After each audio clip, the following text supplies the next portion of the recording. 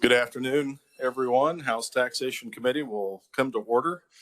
First item of business is request for bill introductions, and I have one to start off with. I need to make a correction. Last week I'd introduced or made a request for Paul Finney, an independent resident of Kansas. And I didn't realize he gave me the RS number, the same one that he gave to the Senate, and that's a no-no. So the correction on that RS number would be RS 0974. And do we have any other requests for introductions? Yes, Representative Hobson. Welcome to Tax Committee. Thank you, Mr. Chairman. It's always great to be back. I mean, I served on Tax Committee many years ago, so it's not like I'm a stranger. So my Tax Committee is always my family. But I would like to introduce 23 RS 0959, and it's basically utility data reporting for community-focused assistance. Committee, are there any questions? Any objection? Seeing none, the request is approved. Thank you very much. Thank you, committee. Representative Bergkamp. Thank you, Mr. Chairman. I'd like to introduce 23 RS 1015, and this deals with incentive packages for data centers. Yep. Okay. Do you have a brief description of what kind of incentive? Is it I believe it's tax incentive, so it might be sales tax related for sales tax? Okay. Equipment. Okay. Committee, are there any questions? Any objection? Seeing none, the request is approved. Are there any other requests for bill introductions? Yes.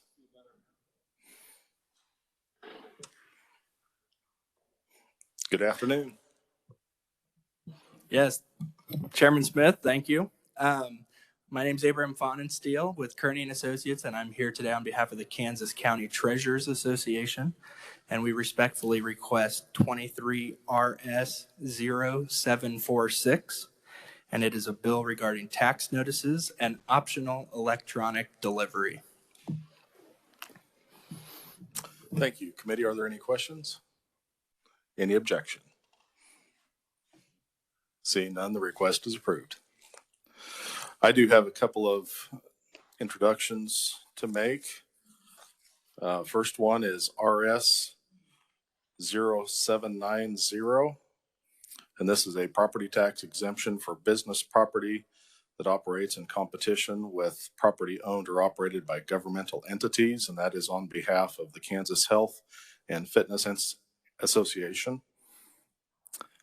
The second one is RS 0798. That is a sales tax exemption on food and food ingredients, including bottled water, but not including pop and candy. And the third one is RS 0748, and that is a bill or a bill draft to decrease the statewide sales tax rate to 6.15%.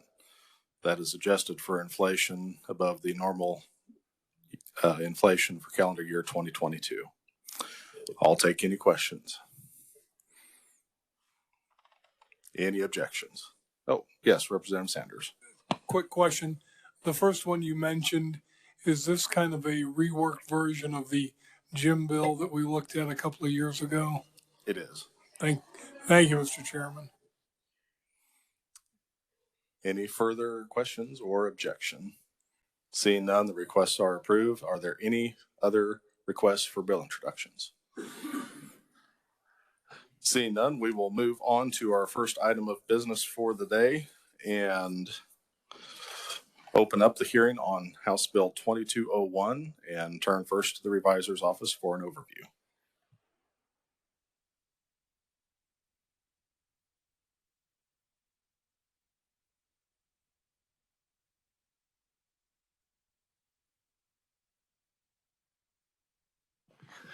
Thank you, Mr. Chairman. House Bill 2201 would require that for valuation notices sent yearly to property taxpayers in the state, the notices will be required to contain the 4 prior tax years of the appraised and assessed value of the property. And this would be in addition to the current classification of the property and the appraised valuation of the property for the current year. And with that, I'd be happy to stand for any questions. Thank you, Mr. Siebers. Committee, any questions? We all need some coffee. No, I'm kidding. Thank you. Next, we'd turn to the Department of Revenue for an overview on the fiscal note.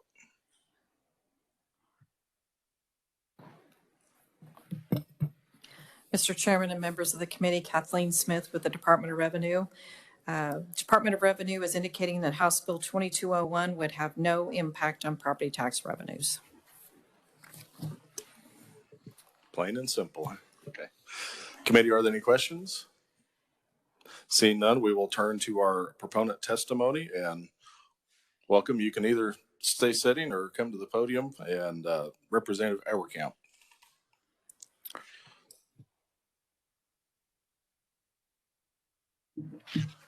Thank you, Mr. Chairman, members of the committee. Happy to be a proponent for House Bill 2201.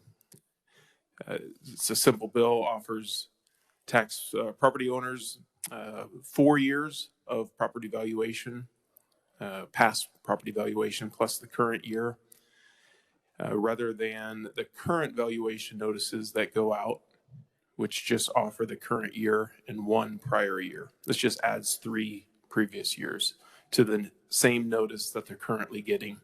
A little history on this. Last year we did or a couple years ago, the Truth in Taxation Property Tax Revenue Neutral Rate Bill.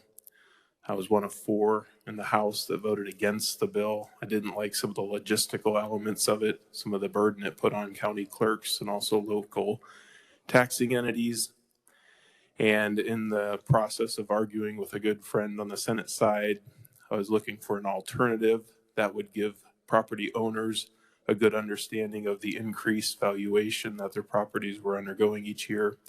I had a great elaborate idea about a tremendous amount of data on those valuation notices. And I talked to the Department of Revenue and they said, "You're crazy. That's going to be a ton of work." And I said, "Well, what is possible?" And we came up with a very small idea to just increase the number of years of valuation. And really for property owners, I think they'll be able to understand that very easily. If their property valuation is going up tremendously and they haven't done anything, they'll understand why their property taxes are also going up. So it's kind of an alternative to the Truth in Taxation Revenue Neutral Rate Bill, but that obviously went into effect. This is just a little bit more information than for the property owners. Happy to stand for questions, Mr. Chairman. Thank you, Representative. Committee, are there any questions? Representative Bergkamp. Thank you, Mr. Chairman. With this additional information, I guess easily fit on the form that they're using now. From the conversation with the Department of Revenue last year, a couple of years ago, it was my understanding that 3 additional years of data would fit on the same piece of paper. I think the fiscal note says it'll take 1 more piece of paper. Okay, I just want to be like 1 piece per year. So thank you. Representative Sanders. Thank you, Mr. Chairman. Would this help taxpayers if they wish to appeal, having this data readily available? It will help the taxpayers for sure if they don't keep their prior year's valuation notices. Just puts it all right out there in front of them. So it's a small help to those people who don't keep their records. So, thank you, Mr. Chairman. Any further questions? Representative Turner. Thank you, Mr. Chairman. So it seems like there's a couple of things here. Number one is the truth. You said this was originally investigated as an in lieu of the Truth in Taxation, which the point of that was to really help folks identify the entities that are actually leveling or increasing their taxes. This one would just give you kind of the assessed valuation of the house, solely the assessed valuation of the house for the last 4 years and then the current year. So they would just be seeing that valuation. Is that correct? Forgive me if I'm misinterpreting it, kind of. Because the the revenue neutral rate did not include growth within a county. So new construction, new businesses moving in, the revenue neutral rate did not take any of that into consideration.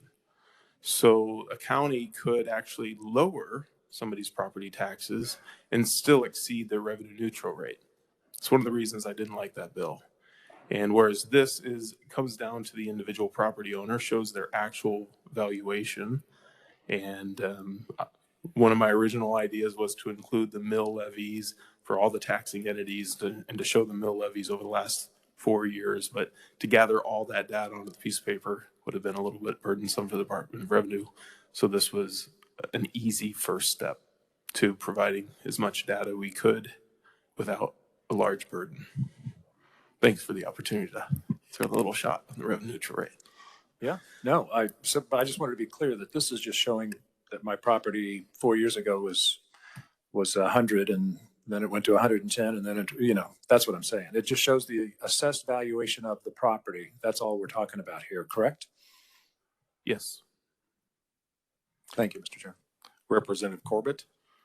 I kind of like this because this will give the people who live in Kansas 4 good reasons why taxes are so freaking high they move out of state. I think you've got a good thing going here.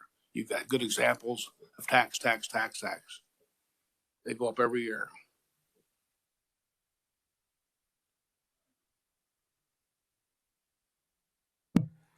Any further questions, committee?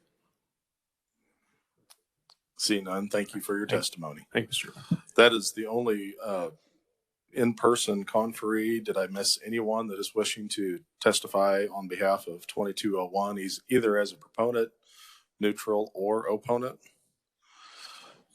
Seeing none, I will direct the committee's attention to several written conferees that we had or written testimony, and we will go ahead and close the hearing on House Bill 2201.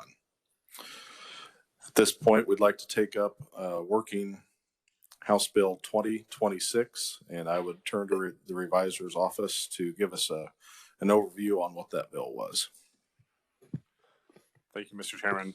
House Bill 2026 would require the Secretary of Revenue to file a release of a tax warrant in the county where such warrant is docketed upon full payment by the taxpayer of the tax owed, including any interest, penalty, and fees required for the filing and the release or satisfaction of the warrant. Thank you, committee. Any questions? Okay, as I've usually worked bills to where we get a motion first and then we renew that motion afterwards. We're going to change that process a little bit where we get a motion at the end. So the bill is now on the table before us. Do we have any amendments or discussion on the bill? I do have one amendment initially. While they're passing that, I'll briefly explain it. This is just the amendment requested by the Department of Revenue to insert the implementation date of January 1st, 2024 to give them time to coordinate with the courts and the deadlines and everything required there. So is that a second from Representative Helgerson?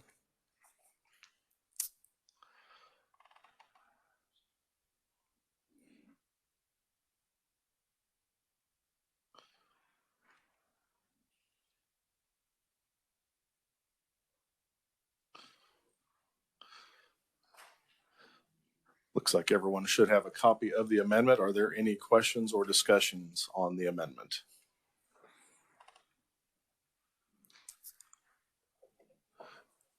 Seeing none, I will make a motion to, or I guess I already made the motion to adopt the amendment. All those in favor, please signify by saying aye. Aye. Opposed? No. Motion carries and the amendment is adopted. Is there further discussion or amendments?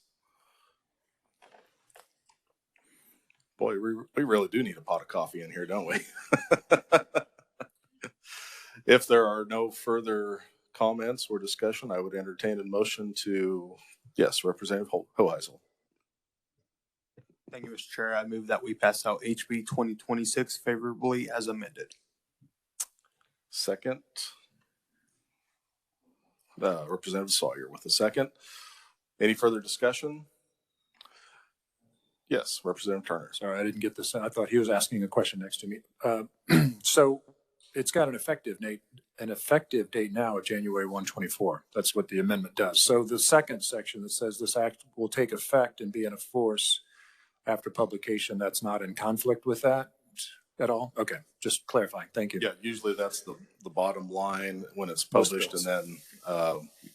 then, do you want to give just a brief, because we do have a lot of new legislators. Do you want to just give us a brief overview on what's publication in the statute book and the difference between that and publication in the register sometimes, just to give us a background? Sure, thank you. I'll get to the long answer, but yes, the statute book for purposes is July 1.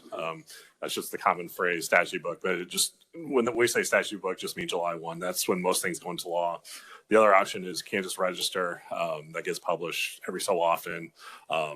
There's higher expenses with publishing in the register versus the statute book. So not to ever dissuade anybody from doing it, but that's always a consideration, as there are some additional financial factors for doing the register. It's usually for more urgently needed laws to go into effect. For putting dates on things, we do sometimes put the dates in the whole law to go into effect on section 2, it's on after July 1 or January 1, 2024, and the statute book. The other way we do it is just make it part of the law. So it's kind of a drafting preference or how the law actually works. Here it's fine where it'll be published in the statute book, but the law will actually go into effect January 1. After January 1, if this would ever be amended, we would just strike that January 1, 2024. Thank you. Appreciate the explanation. Any further discussion?